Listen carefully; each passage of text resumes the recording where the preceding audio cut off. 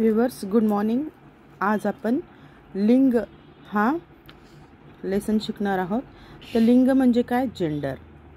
लिंग म्हणजे जेंडर. तर आपण बघूया, माणसांमध्ये पुरुष व स्त्री असा भेद आहे. भेद म्हणजे फरक. म्हणजे आपण मनुष्यामध्ये पाहतो की एक तर स्त्री जात आहे किंवा पुरुष जात आहे, त्याला आपण मॅन किंवा वुमॅन असं म्हणतो. पण प्राण्यांमध्ये आपण मेन किंवा वुमेन म्हणत नाही. तर प्राण्यांमध्ये नर व मादी असा भेद आहे.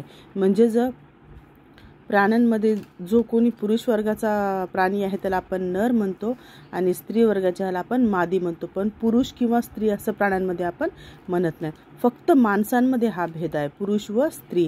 आणि प्राण्यांमध्ये आपण काय म्हणतो? नर व मादी, मेल आणि फिमेल. आता उदाहरणार्थ बघूया आपण.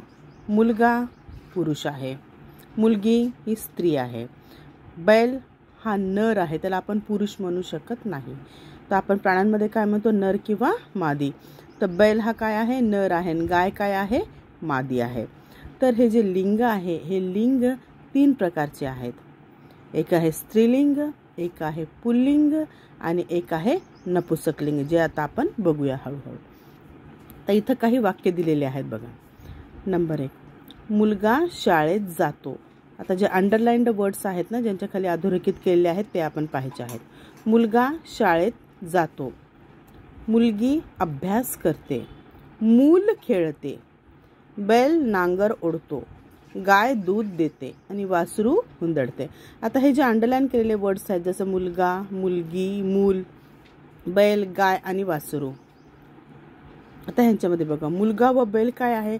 मुलगा आणि बैल ह्या नावावरूनच आपल्याला समजते की हे पुरुष जातीचे आहेत किंवा नर आपण त्याला असे म्हणतो. मुलगी व गाय या नावावरून स्त्री किंवा मादी जातीचा बोध होतो. पण हे जे शब्द आहे, मूल खेळते, मूल म्हणजे बाळ. आपण म्हणतो बाळ खेळत आहे किंवा मूल खेळत आहे. मग ते बाळ आपल्याला माहीत नसतं की ते स्त्री जातीचं आहे का पुरुष जातीचं. आपण काय म्हणतो? त्याला फक्त बाळ म्हणतो. मग हे आपण म्हणत नाही की हे मुलगी खेळत आहे, मुलगा खेळत आहे. जे छोटंसं बाळ असतं त्याला आपण बाळ म्हणतो. असं आपण म्हणत नाही की मुलगा बाळ खेळत आहे किंवा मुलगी बाळ खेळत आहे. आपण फक्त कोणता शब्द वापरतो? मूल किंवा बाळ शब्द वापरतो. पण त्याच्यावरून आपल्याला हा बोध होत नाही की तो पुरुष जातीचा आहे की स्त्री जातीचा आहे. तसंच वासरू हुंदडते. आता गायचं वासरू आपण म्हणतो, वासरू गायचं जे असतं, जे छोटं जन्मलेलं, फक्त त्याला आपण काय म्हणतो? वासरू. मग ते नर आहे का मादी आहे हे आपल्याला माहीत नसतं. ते पण त्या बाळाप्रमाणेच, फक्त आपण त्याला काय म्हणतो? वासरू. म्हणून मूल आणि वासरू या दोन्हीवरूनही आपल्याला लिंगाचा भेद होत नाही. या दोन्हीवरून आपल्याला लिंगाचा भेद होत नाही. कोणताही स्त्री किंवा पुरुष जातीचा लिंगाचा भेद होत नाही. तर आता आपण खाली बघूया त्याला काय म्हणतात ते. एखाद्या नामावरून ते पुरुष जातीचे म्हणजे नर आहे की स्त्री जातीचे मादी आहे हे आपल्याला कळते. यालाच नामाचे लिंग असे म्हणतात. म्हणजे जे प्रत्येक नाव आहे ते प्रत्येक नावावरून आपल्याला कळतं की हे स्त्री जातीचं आहे का पुरुष जातीचं आहे का दोन्हीपैकी एकही नाही आहे. ते आपण बघूया. आता मराठीत 3 लिंगे आहेत, मी आपल्याला आधीच सांगितलं. नंबर 1 आहे पुल्लिंग, त्याला आपण इंग्लिशमध्ये म्हणतो मॅस्क्युलाइन. पुल्लिंग म्हणजे मॅस्क्युलाइन. नंबर 2 आहे स्त्रीलिंग, त्याला म्हणतो फेमिनाइन. आणि नंबर 3 आहे नपुंसकलिंग, त्याला म्हणतो न्यूटर जेंडर. म्हणजे जे स्त्रीही नसतं आणि पुरुषही नसतं त्याला आपण म्हणतो नपुंसकलिंग. ज्या नामावरून पुरुष जातीचा बोध होतो त्याला आपण पुल्लिंग असे म्हणतो आणि ज्या नामावरून स्त्री जातीचा बोध होतो त्याला आपण स्त्रीलिंग असे म्हणतो. पण ज्या नामावरून स्त्री आणि पुरुष जातीचा बोध होत नाही त्यांना आपण म्हणतो नपुंसकलिंग. समजलं? तर आता आपण बघूया.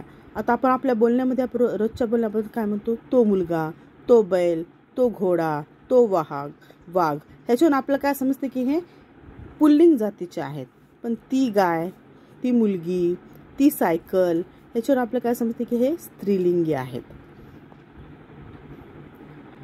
ते मूल किंवा वासरू हे काय आहे? नपुंसकलिंगी आहेत.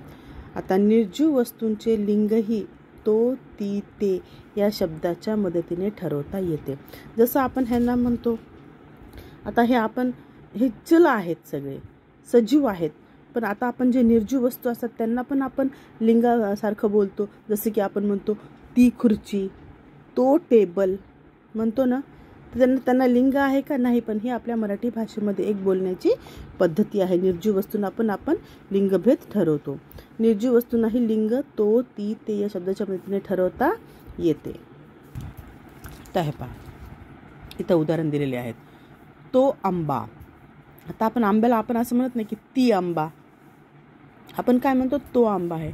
आंब्याला कोणते लिंग आहे का नाही, तरी पण आपण आपली जी भाषा आहे त्या भाषेमध्ये आपण त्याचा लिंगभेद करतो. तो आंबा.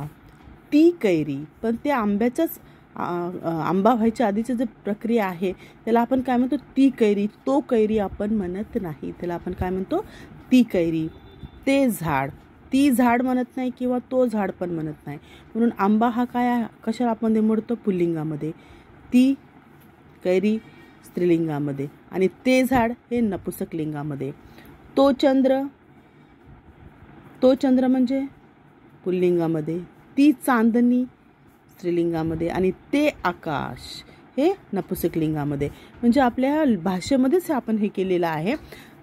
जे हे निर्जीव जरी वस्तू असल्या तरी पण आपण त्यांना आपल्या भाषेमध्येच आपण त्यांचा लिंगभेद केलेला आहे. आता इथं काही उदाहरणं आहेत ते आपण बघूया.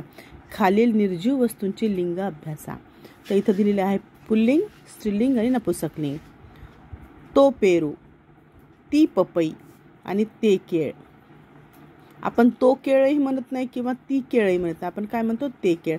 इथं भरपूर सारे उदाहरण आहेत. तो वाडा. तो सूर्य. तो भात. तो अंगठा. तो बगीचा. तो ग्रंथ. तो गुच्छ. तो वृक्ष. तो देश. तो फळा. तो काठ. तो समुद्र. तो पडाव. तो प्रकाश. तो रस्ता. तो डोंगर. तो कागद. तो ढग. तो भाव. तर स्त्रीलिंगामध्ये ती पपई. ती इमारत. ती वीज. ती भाजी. ती करंगळी. ती बाग. ती वही. ती फांदी. ती बी. ती मातृभूमी. ती शाळा. ती नदी. ती लाट. ती होडी. ती सावली. ती वाट. ती दरी. ती चिठ्ठी. ती निळई आणि ती भावना. तर नपुसक लिंगामध्ये बघूया आपण. ते केळे. ते घर. ते तेज. ते वरण. ते बोट. ते फूल. ते पुस्तक. ते झाड. ते फळ. ते राष्ट्र. ते बाक. ते पात्र. ते पाणी. ते जहाज. ते ऊन. ते वळण. ते टेकाड. ते पत्र. ते आकाश आणि ते मन. तर ह्या सगळ्यामध्ये आपल्या भाषेमध्ये आपण स्वतःहून ते आपल्या भाषेमध्ये आपण ह्याचा वापर करतो. आपण चुकूनही असं म्हणत नाही की तो पपई किंवा ती वाडा. आपण आपल्या बोलण्यामध्येच आपल्याला ते रुळलेलं असतं आपल्या भाषेमध्ये. म्हणून आपण ह्या निर्जीव वस्तूंचा पण भेद केलेला आहे. आपल्याला हे लेसन समजलेलं आहे का? समजलेलं असेल तर लाईक, शेअर, सबस्क्राईब करा. Thank you. Have a nice day.